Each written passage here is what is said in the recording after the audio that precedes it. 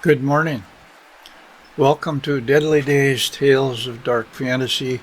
Today, I'm going to be beginning a project that's kind of changing the format of what we're doing today.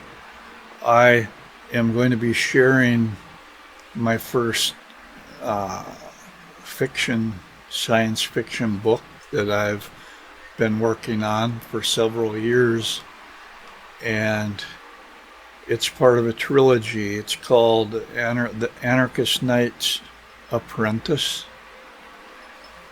And what I'm going to be doing is I'm going to be reading one chapter every week. I think it will take up all the bandwidth that I have. So we're going to try this for a little bit, and I hope everybody enjoys it as much as I enjoyed writing it. So it's kind of it's different from things that I've translated. I'll just dive right into it. Chapter 1, Tavistock Shadows. The morning air hung heavy with the scent of polished wood and stale coffee as Tobal Kane, now 18, sat at the breakfast table in Uncle Harry's sprawling mansion, its high ceilings swallowing the faint creak of Harry's wheelchair. Outside, the gray Oregon sky pressed against the tall windows, casting Tavistock Township, a rich enclave near the golf course, into a muted light where manufactured lawns clashed with the jagged pines clawing the horizon. Tobal was tall and lean, his brown eyes catching more than he let on beneath a mop of dark hair that flirted with Tavistock High's strict uniform code. The blazer itched at his shoulders, a constant reminder of the polished cliques he drifted through like a ghost. A life shaped since he was 2, when his parents, Ron and Rachel, died in a mysterious air sled accident over a lake. Only a fleeting memory remained, a woman's laugh, soft and warm, cut by a man's low murmur, slipping away before the Federation's silence took hold. Harry wheeled closer, the squeak of rubber on hardwood grating against Tobal's nerves like an old wound scraped raw. Once a broad-shouldered Federation commander, Harry now slumped, his gray hair wild and legs limp, twisted relics of the outpost blast that stole Tobal's parents and Harry's wife, Lily, when Tobal was just 2. Harry had taken him in then, raising him amid secrets. His right hand, gripping the table, revealed a faded scar across the knuckles, a silent testament to a past he never spoke of. "You've got to make something of yourself, boy," Harry growled, his voice rough as gravel, gripping the table until his knuckles whitened, coffee trembling in its chipped mug. "No son of my brother's gonna waste what I can't, what I'd kill to have back." Harry nodded, his lips parting, just enough to mutter a quiet "yeah," before shoveling down that last spoonful of oatmeal, its bland warmth sticking in his throat. Harry didn't know him, not really. 16 years of raising him had built a wall of duty, not understanding. The memory clung as he cleared his plate, the clink of ceramic against the sink barely audible over the hum of the house's forced heat. Harry's wheelchair squeaked toward the den where whiskey and grudges awaited, leaving Tobal to climb the stairs, 2 at a time, dodging the 5th step creak he'd memorized over the years. His room was a cluttered refuge. Books piled on the desk, a jacket slung over the chair, muddy boots staining the rug, but it was his, a corner Harry's wheels couldn't invade. He dropped his bag, fingers flexing with an itch that pulled him beyond the walls, past the garage where the stable waited under the pine's shadow. There, Shadow stood, his black gelding, sleek coat glinting, mane catching the wind, bright eyes mirroring a wild spirit Tobal felt deep in his chest. He loved that horse more than anything, more than Tavistock's sterile halls, more than Harry's barked orders. Harry had bought Shadow cheap, off a broke rancher when Tobal was 16. Something to keep you busy, he'd muttered, but it was freedom. The stable's earthy smell cleared his head as he saddled up, hands steady, Shadow's warmth seeping through the warm leather. He swung onto the gelding's back, feeling the familiar jolt, and nudged him out, the trail opening ahead, pines clawing the sky. They rode hard, hooves pounding the dirt, wind biting Tobal's face as the wilderness blurred into streaks of green and brown. Up a ridge, the ground sloped sharp beneath them. Down a gully, the earth softened, trees thickening. Hours melted away, the sun dipping low, painting the pines in gold and shadow. A rustling in the pines caught his attention, a strange shiver running through him as if the wild stirred. The air thickened. A dancer's face rose briefly in his mind, gone as quick as it came. He reined in at a clearing, breath fogging in the chill, Shadow tossing his mane with a snort. He patted the gelding's neck, brown eyes scanning the trees, the quiet settling like a blanket woven from the forest's breath. Out here, he wasn't Harry's ward or Tavistock's misfit, just Tobal, Shadow's steady heartbeat grounding him. Back home, dusk deepened as he stabled Shadow, brushing him down with slow strokes, hay dust clinging to his hands. The horse's warmth a balm against a chill creeping in. Harry's voice barked from the porch. "Riding won't fix anything, boy." But Tobal lingered, reluctant to trade this peace for the house's silence. In his room, he adjusted the colonial American Revolutionary War-style uniform. The blue jacket and white pantaloons stiff and unfamiliar, the long silver sword at his side awkward and dangerous, its weight clanking against his leg. A 2-week struggle to master without injury. His brown eyes stared back in the mirror, shadowed with dread and a flicker of something else. Tonight's ball at Tavistock High, a gaudy circus Harry insisted he attend. The house fell silent as he descended the stairs, dodging the 5th step, the air heavy with polish and a trace of whiskey drifting from the den. School had loomed that day 2 weeks ago. Calculus with Mr. Henshaw's drone. Equations blurring into a haze, Tobal scratched into his notebook margins, alongside rough sketches of Shadow's ears. During a break between classes, he spotted Fiona by the lockers, her red hair swinging under fluorescent lights, green eyes catching his. Nervously he approached, the blazer itching. "Hey, Fiona, want to go to the ball with me in 2 weeks?" he asked, voice low.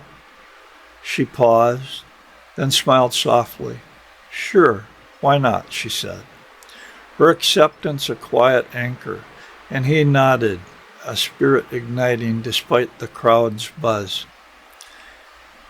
That evening, Fiona waited outside her place, red hair glowing under the street lamp, green eyes sharp against her stunning dress, not quite period perfect for the colonial theme, its flowing design accentuating her figure in a way that stole his breath. She nodded, no smile.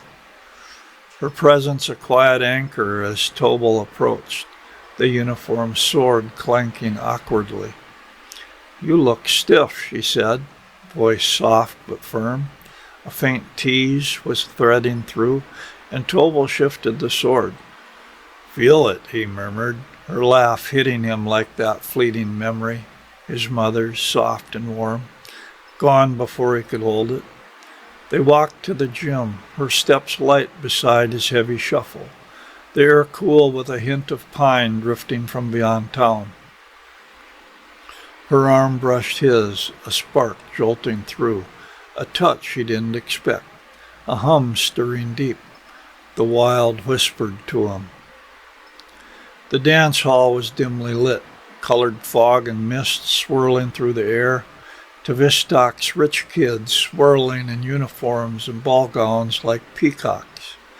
Tobal shifted, the uniform's starched edges and sword's weight digging into his side, brown eyes darting for an exit drowned in the haze. Fiona stayed close, her fire quieter now, green eyes scanning with a steadiness that tethered him.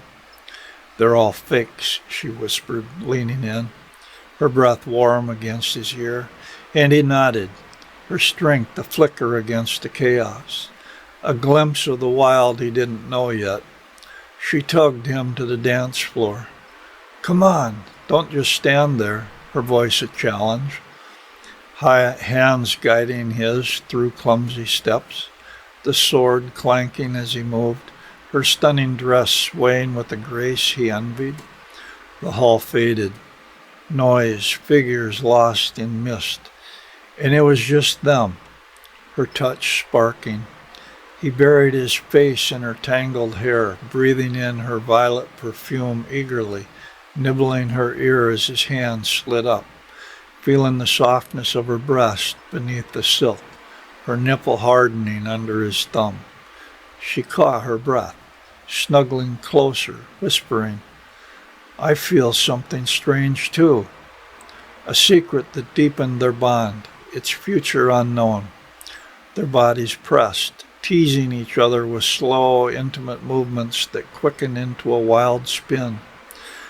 The wild whispered to him, a fire he could not yet name, as they weaved through the fog and mist, laughing and shouting at other dancers in the gloom, the swirling haze making their path treacherous. As they spun, the air thickened, a strange pulse rippling through. Anubis's statue shifted, its dog head turning, yellow eyes glinting briefly before stilling, a vision that jolted Tobal. Fiona laughed, unaware, and they weaved faster, lost in the dance. Suddenly, a violent collision with Becca threw him off balance, the fog and mists obscuring their path. He let go of Fiona, the sword snagging her dress and clattering to the side. Turning to see Becca, her emerald gown torn, hanging around her waist, exposing small white breasts with rosy pink nipples. His gaze locked helplessly as she spun, fury flashing in her eyes. "You bastard!" she screamed, knocking him to the floor. "No, it was an accident," he cried, feeling her nails tear into his face. Pain exploded and darkness swallowed him. He awoke in a hospital room, groggy and aching, bandages covering his face. Panic surged as he reached up, an alarm blaring. Uncle Harry's firm hand pushed him down. "Take it easy, son," Harry said, his voice dry. "You've been through hell." "What happened?" Tobal rasped. "Some girl nearly gouged your eye out," Harry chuckled. "Scratched your face raw. Doc says scars are coming." "How'd you piss her off?" "I bumped her. Her dress tore," Tobal whispered, heat flushing his bandaged face. "Then she clawed me." "I can't see," he panicked, clawing at the gauze. "It's the bandages," Harry soothed, pulling his hands away. "Something on her nails peeled your skin, messing with the healing. Your eye's safe, but rest." A nurse injected his IV. dizziness sweeping him into sleep. Fiona's hand lingered on the bed's edge, a gentle touch he felt even in his daze, a connection he'd regret pushing away. He awoke to violet perfume, Fiona's voice cutting through. "It's about time you woke up," she said, concern in her tone. She touched his arm. He pulled away, bitter. "I don't know," he mumbled. "Leave me alone." Her eyes teared up. "Can I come back?" she pleaded. "Maybe after Christmas break," he lied, watching her leave, her hand brushing the bed one last time, regret hitting too late. He never saw her again, yet. Days later, Christmas Eve arrived, the house silent under a heavy snow. Tobal fretted, fingering the bandages, itching to tear them off. The doctor had instructed him to wait one final week, and today was the day. With trembling fingers he entered the bathroom, grabbed surgical scissors, and began cutting the layers of gauze. It stuck to his skin, pain flaring as he lifted the last piece off his right eye. Bright light stabbed into him, sharp pain flashing through his head. He closed his eyes, waiting for it to fade, then touched the newly healed skin. Opening his eyes, he faced the mirror. "No!" he screamed in horror. 4 angry scars ran diagonally across his face, about 1/8 of an inch wide. One stretched from his right temple across his eye, slashing his nose and jaw. The worst, nearly costing his sight. A smaller scar swept from his forehead to his left eyebrow, 2 more across his cheek and jaw. Swollen, discolored, and raw, they marked him forever. With a curse, his fist smashed the mirror. As it shattered, he screamed, clutching his bleeding hand, sobbing as blood flowed into the sink and onto the floor. "No, Goddess, no," he sobbed. Blood spattered the shards, erasing his reflection as he slumped, holding his ruined face. His life would never be the same. Well, that's the end of the first chapter. I hope you like it. Till next week, thank you.